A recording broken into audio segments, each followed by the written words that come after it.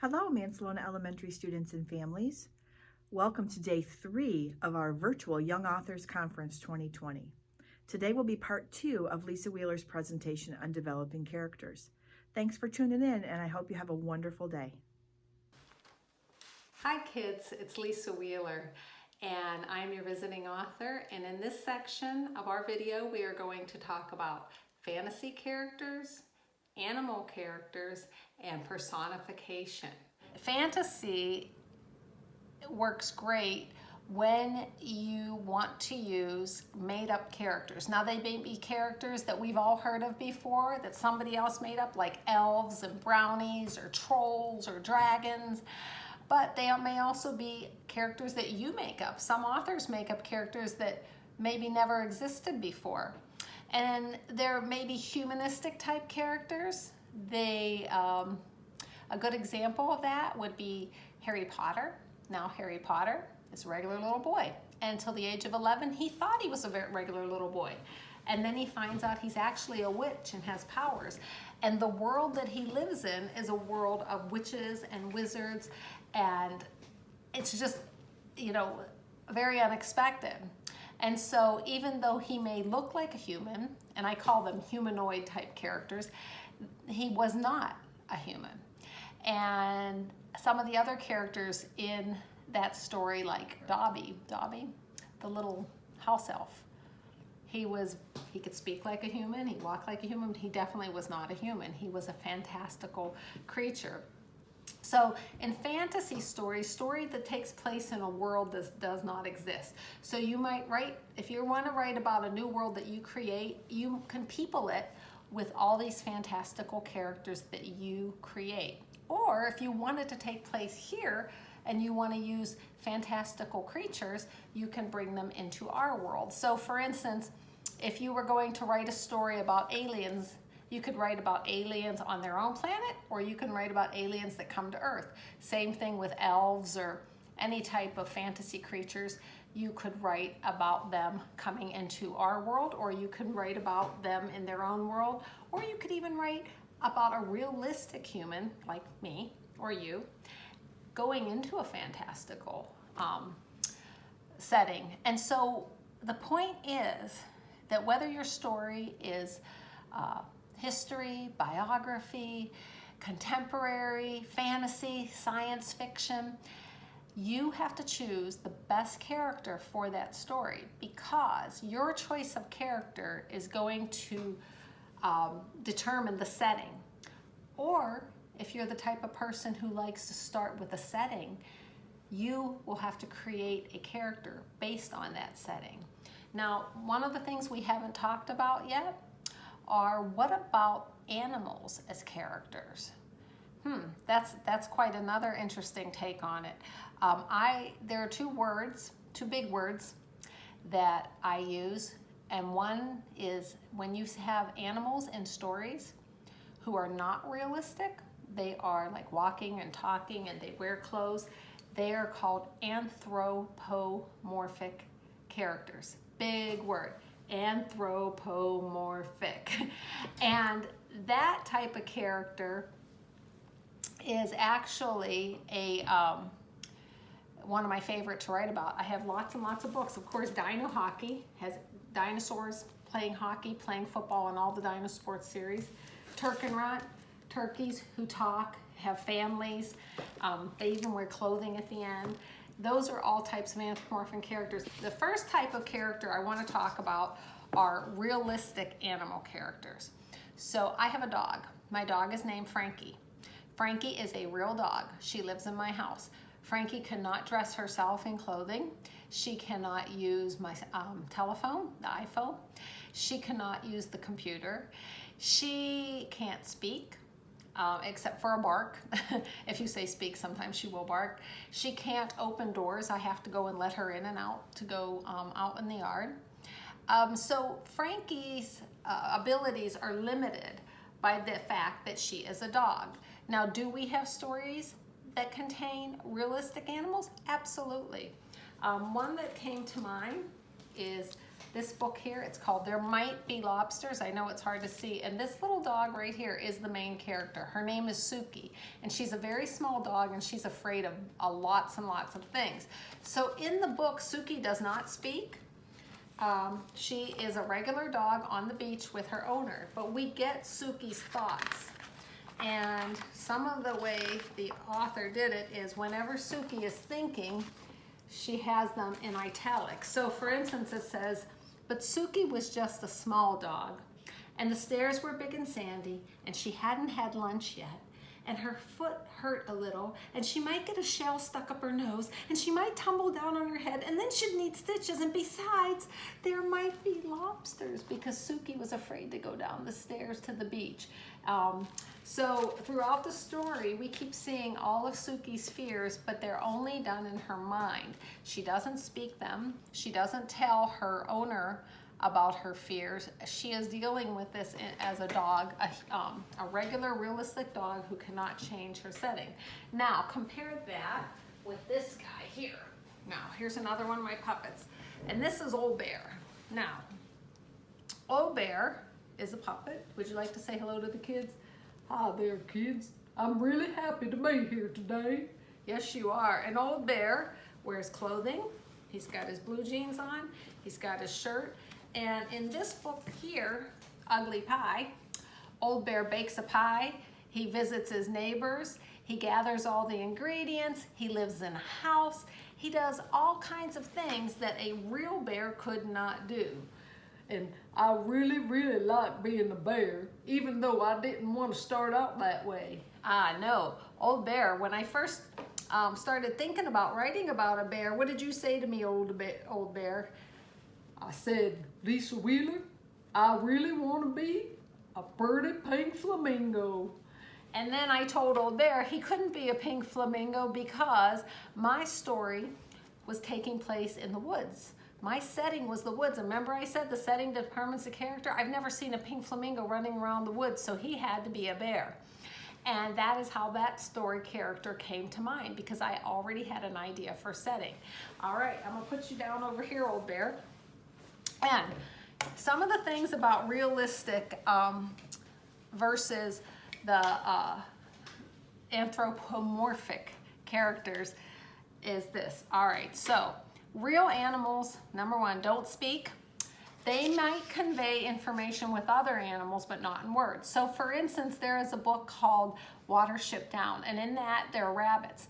And the rabbits can't do anything that real rabbits cannot do, but they speak to each other in rabbit talk. They don't speak to humans, so they are realistic. Another one is Black Beauty. And I believe Call of the Wild might be like that. And I'm thinking that your teachers might think of some more stories with realistic animals that can only do what a real animal can do. Stories featuring realistic animals do show thoughts. We talked about that. And cannot do anything that real animals can't do. So if they are not anthropomorphic, if they are real animals, they can't open doorways unless they're trained. Like there are some police dogs I saw that were able to open some doors. But in most of the time, most real pets cannot do that. So why use realistic animals? Well, sometimes they're nature stories. I've also seen them used in stories to create empathy. For instance, in There Might Be Lobster, Suki kind of is a stand-in for some children who have a lot of fears and they overcome them when they need to, or even grown-ups. Sometimes as a mom, I would be nervous about some of the things that my children maybe had to face for the first time, and we got through it because we had to. And that's kind of what happens to Suki, is she overcomes her fears because she has to. And I'm not going to tell you anymore because you'll have to read that. That book is by Carolyn Crimmy, by the way. Now we're going to talk a little bit about that big word I said, anthropomorphism. And that is animals who can walk, talk, dress, they speak. They are basically humans with fur or feathers or scales. So that is my favorite type of character to use. In most of my books, I use anthropomorphic characters. And here's some of the reasons why.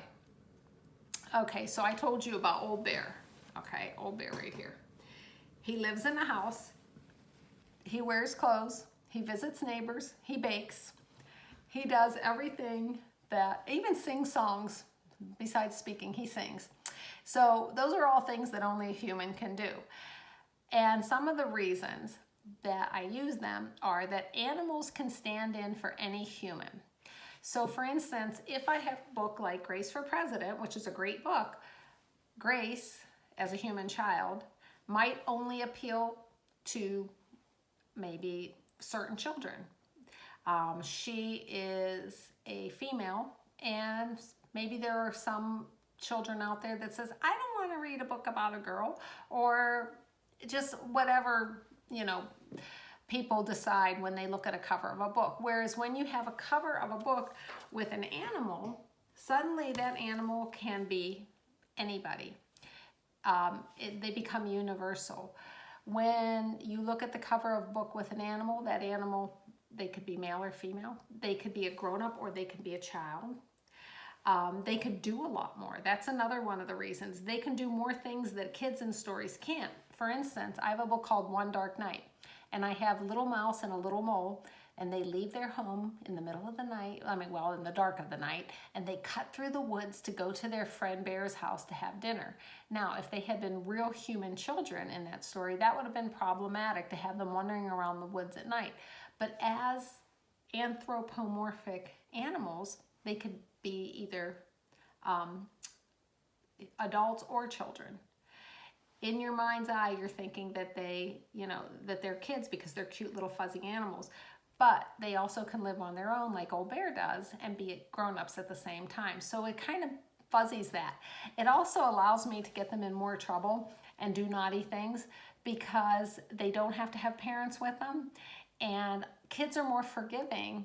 I think we all are, not just kids, but adults are more forgiving of a fuzzy little cute character that gets in trouble, and we're cheering for them. Think about Peter Rabbit. In the Tales of Peter Rabbit, he was a naughty character. He lied, he stole, he never listened to his mother and what she told him to do. But to this day, people decorate nursery walls with pictures of Beatrix Potter's Peter Rabbit because he was so cute. He was just adorable. And so that's one of the cool things about anthropomorphism, is that we can use these animals in our stories and suddenly they just become universal because they could be anyone. Now, the last thing I wanted to talk about was another big word called personification. Now, personification could also be used in place of anthropomorphism because you are personifying an animal. And what personification means is giving human characteristics to non-human subjects. So, for instance, I have, of course, another puppet, and this one is my puppet, and her name is Ruthie the Toothy. And Ruthie the Toothy here is a talking tooth. Hi guys, my name is Ruthie the Toothy. And Ruthie, I used when I was promoting my book, The People Don't Bite People. And she has a crown because she's a tooth. Get it? Crown. Very funny, isn't it, Ruthie? Now, of course, teeth don't talk. Teeth don't have mouths. Teeth don't have eyes. But for the case of personification, I wanted to use her to explain how that works. So it's very hard, I'm going to set Ruthie down, it's very hard to do personification well. While people are willing to accept animals who are stand-ins for humans, non-animate objects are much harder to do well. So if you are going to use an inanimate object as your subject, you have to be very careful and try to make them really be a people, make them really be a person, give them lots of wonderful attributes. I brought a book here to show you, and I'm sorry I don't have more books to show you, but the reason everything is bare is my office is under construction now, and we had to pause a little bit during the, the stay home, and so it's not finished, and so all my books are in boxes packed away, but I did have a few that I was able to get to. And this one is called Old Rock is Not Boring, and it's by Deb Paludi. And this is the story of a rock, which you think, wow, that's really boring. Why would you write about a rock? But Deb did a really good job, because this is a rock that has been around for many, many years in the same spot. But he wasn't always there, because when you go back through time, it said, let me see, in the beginning, when darkness was all around, and then he got shot out of a volcano. And that was the beginning of his life. And over the years, he saw many, many things. He saw things in the water, when there was water. He went through snow. He was around during the Ice Age. And he saw, where's my favorite page? There's a page here which shows him with all the mammoths. And he just lived through lots and lots of different things. Oh, he went tumbling down the hill in an earthquake. There it is. That's the mammoth page. That's my favorite. I love mammoths. So she made an old rock very, very interesting. Another one that I really like, and I wasn't able to find it in my boxes, it's there somewhere, is called Pencil's Perfect Picture by Jodi McKay. And Pencil tells the story. And Pencil wants to make a perfect picture for his father. And so she did a really great job of taking a pencil and turning him into actually a human child who wants to create a present for his dad. And people who can do that, it's a great skill. So some of the things that we talked about today is characters can be human. And if they're human, they could either be realistic or they can be fantasy. Characters can also be animals. And in animals, they could be a realistic animal like my dog Frankie, or maybe your pet, or they could be fantastical. And in that case, they're anthropomorphic, and that's animals who can talk and dress themselves and go to school and do all the things that a human child can do. And a third type of character that we talked about are personified characters. And those are characters like Ruthie the Toothy, a talking tooth, or an old rock, or a talking pencil. That's another way with characters. But what I really want you to remember is that choosing your character is going to change what your story becomes. So choose wisely and have fun writing. And remember, if you're not a reader, you can't be a writer. So my best advice to you is read, read, read, read, read. Take it all into that brain sponge right there. And then write, write, write, write, write, and get it all back out. And you'll be on your way to being a wonderful author. Thanks, guys. Have a great day. Thank you so much to Lisa Wheeler for joining us for Young Authors this year. It's kind of been a crazy ride with this virtual style that we're trying, but we're so happy that you were able to experience a little bit of Young Authors. My challenge to you all is to take some of the things that Lisa has shown you about developing characters in your setting and start designing your own characters, maybe even write a new story. I would love for you to email it to me. I'll put my email address here at the bottom of the screen, but it's lirwin@mancelonaschools.org. So I would love to see your creativity and the things that you can do. You could take a picture and send it to me, or you could type it and email it, whatever you would like to do. I'd love to see it. Next week, we will continue with part 2 of our virtual Young Authors Conference 2020. And our guest next week will be Rhonda Gowler-Green. So I'm looking forward to that, and I know that you will enjoy her very much. So tune in Monday and let's see what story she is going to read for us. Have a great weekend.